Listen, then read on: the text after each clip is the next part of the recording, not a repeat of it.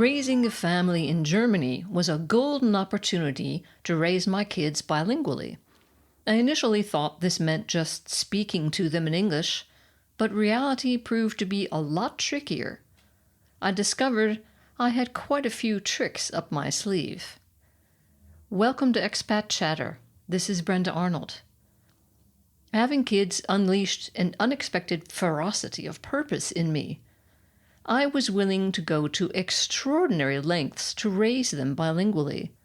All I had to do was think about what Angela Merkel sounds like speaking English to reaffirm that my kids were going to speak accent-free. Other binational families had shown me that bilingualism does not come naturally, as one would like to think, but must be actively nurtured. It takes more than just speaking the language. Children are not born with the knowledge of the value of a second native language. They simply imitate what they hear. If they hear a motley mixture of several languages, for instance, this is exactly what they will speak. I had met such children and was horrified at their cobbled-together sentences consisting of random bits of German and English, known in German by the playful term Sprachsalat, or language salad.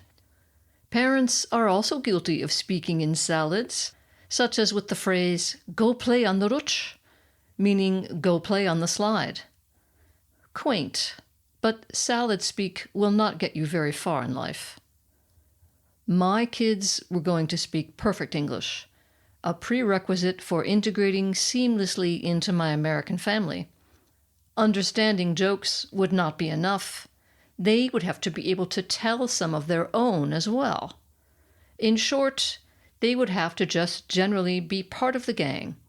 I had a multifaceted strategy that was as subtle as it was effective. No holds barred. At home, I spoke only English and found a delightful babysitter from Oregon who only spoke English with them. Although I speak fluent German, any time my kids were present, I immediately switched to English. My Bavarian in-laws were very understanding and not offended by being excluded from conversations. I stopped short, however, of the radical measures taken by my very French neighbor. She even taught French at the Institut Français, which is about as French as you can get. She pretended not to be able to speak German in the presence of her kids.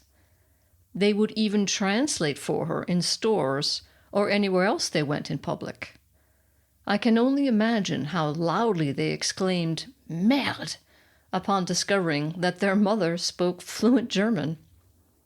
I amassed a small library of DVDs of cheesy sitcoms from the 1960s.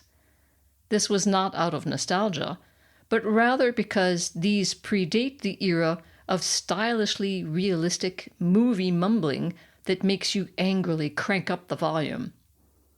Back in the day, actors enunciated and spoke a clean, understandable language, ideal for teaching English. My young daughters watched fairies cavort in Barbie movies and laughed at Lily and Herman's antics in The Munsters.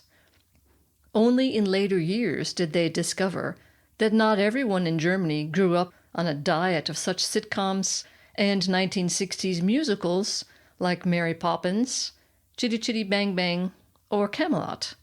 This strategy was not without flaws.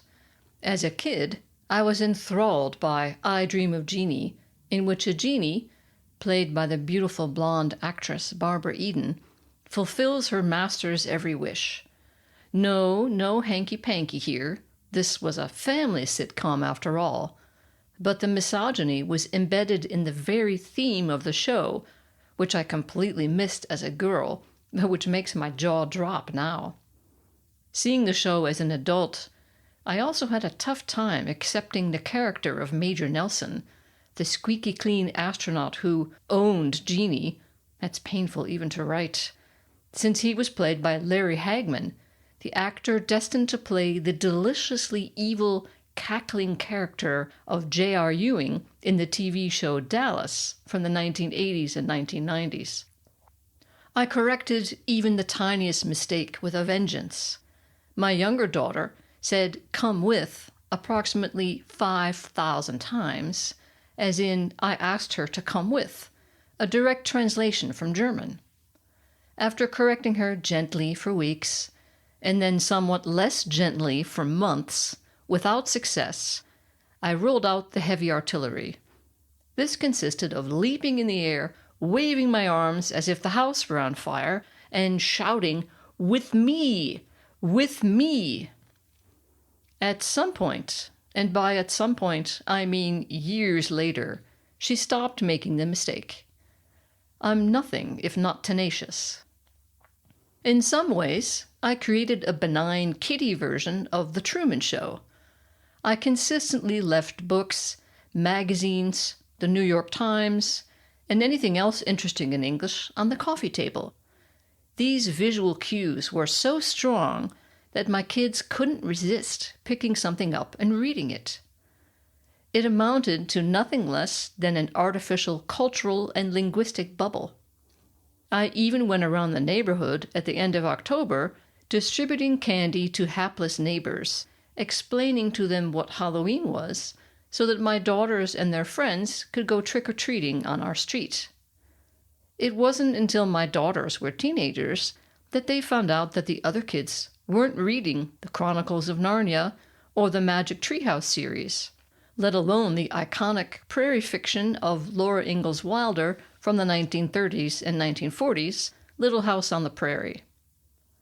And when my older daughter was 15, she discovered my secret.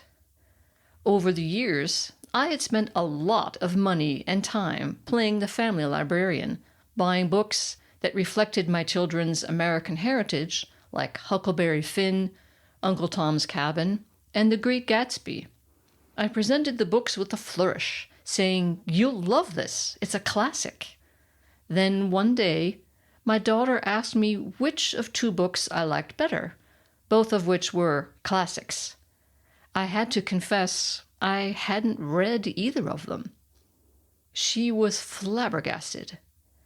"You mean you've been buying us all these books and haven't even read them yourself?" I protested, feebly. She did have a point. "Well, I've read some of them." I have been the butt of many a joke about this ever since. But at some point, it didn't matter. The trick had worked. My kids were hooked on books. Now they recommend them to me. Since they left home, I find myself with enough time to catch up on many of those classics. Does it really matter that I recommended them first and read them later?